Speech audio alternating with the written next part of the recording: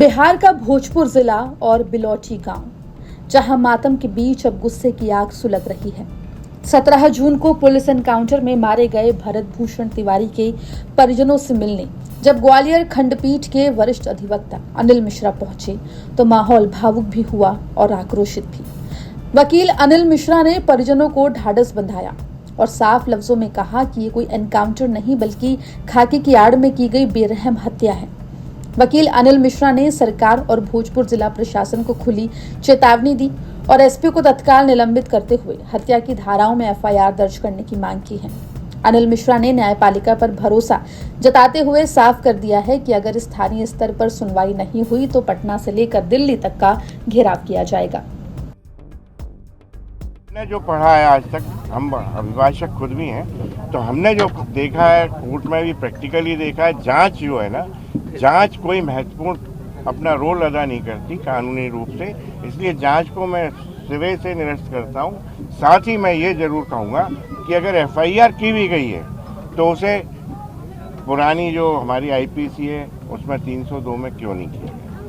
302 clear cut case बनता है, इसमें ना तो सेल्फ डिफेंस का सवाल है ना किसी अन्य बहाने लेने की आवश्यकता है। 302 का केस बनता है। मैं कहता हूँ ऊपर से चोटी से लेके नीचे तक सारे पुलिस वाले इंक्लूडिंग एसपी, क्योंकि बिगर एसपी की अनुमति के कोई भी पुलिस ऑफिशियल जो सबऑर्डिनेट है उनके, वो कोई भी ऐसा कृत्य नहीं कर सकता।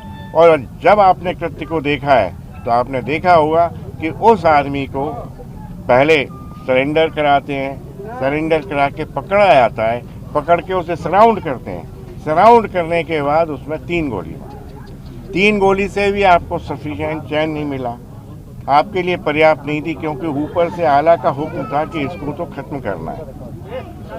आपने गाड़ी में बैठा के उसे 2 गोली और मारी, वो पोस्टमार्टम रिपोर्ट से क्लियर हो। तो इससे बड़ा ब्रूटल मर्डर केस और क्या हो सकता है। इस हत्या के केस में हत्या की धाराओं में ही एफआईआर होनी चाहिए, अन्यथा हम न रुकेंगे न थमेंगे और इसी तरह से चलते रहेंगे। आज शांत हैं, कल अशांत भी होंगे। आगे की लड़ाई कैसे लड़ेंगे सर? लड़ाई जिस तरह से जनता लड़ी जाती है, जनता ही सत्ताएं बनाती है और जनता ही सत्ताएं अपदस्थ कर देती है, तो सत्ताओं को अपदस्थ होने में बहुत टाइम नहीं लगेगा। सर, आपने एफआईआर कॉपी देखा होगा, अभी किन किन धाराओं में जो है आरोपी उन पर केस किया गया? अभी मेरी जानकारी में जो गया है कि सेल्फ डिफेंस में कुछ केस किया है, कोई 302 का केस नहीं रजिस्टर्ड हुआ है, मतलब धारा 300 उसमें कहीं से भी नहीं डाली गई है, ना उसको स्पष्ट रूप से लिखा गया है और ना ही इस तरह की इबारत एफआईआर में लिखी गई है जिससे 302 प्रतीत होता हो। जो धाराएं लगाई हैं क्या वो एंटीसिपेटरी बेल वाले हैं या फिर उनमें उन धाराओं में उनका कुछ नहीं होगा, ये तो एक बहाना मात्र है। अगर वाकई में कोई कार्रवाई सत्ता को करनी थी तो पूरा एसपी से लेके और जितने पुलिस ऑफिशियल्स वहाँ मौजूद थे सबको सस्पेंड करके दूसरी जगह इनकी पदस्थापना करते, इनका हेडक्वार्टर दूसरी जगह निश्चित करते, उसके बाद एफआईआर करके इनकी जमानतें 302 में कम से कम होनी चाहिए। हत्या का प्रकरण दर्ज होना चाहिए सभी पे। दरअसल भरत तिवारी का 17 जून को कथित एनकाउंटर कर दिया गया था।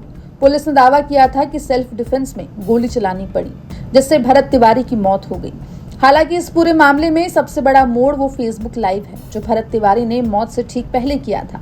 परिजनों का दावा है कि भरत ने पुलिस के सामने सरेंडर कर दिया था, अपना हथियार फेंक दिया था, लेकिन सरेंडर के बावजूद उसे मौत के घाट उतार दिया गया। इस फेसबुक लाइव ने बिहार पुलिस की थ्योरी को पूरी तरह कटघरे में खड़ा कर दिया। चौतरफा दबाव के बाद बिहार सरकार बैकफुट पर आई और न्यायिक जांच की घोषणा तो कर दी, लेकिन न्याय मांग रहे लोगों का कहना है कि ये सिर्फ जनता का ध्यान भटकाने की कोशिश है। फिलहाल इस घटना को लेकर लोगों में काफी गुस्सा है। सोशल मीडिया से लेकर स्थानीय स्तर तक इस कथित एनकाउंटर का जोरदार विरोध हो रहा है। इस मामले में कुछ पुलिस वालों को निलंबित भी किया गया है। हालांकि लोग जवाब मांग रहे हैं और जिस तरह से लोगों का गुस्सा बढ़ता जा रहा है उससे तो यही लगता है कि भोजपुर जिला प्रशासन और बिहार सरकार को इस कथित एनकाउंटर के हर एक गहरे जख्म का जवाब देना ही होगा। ब्यूरो रिपोर्ट, MP तक।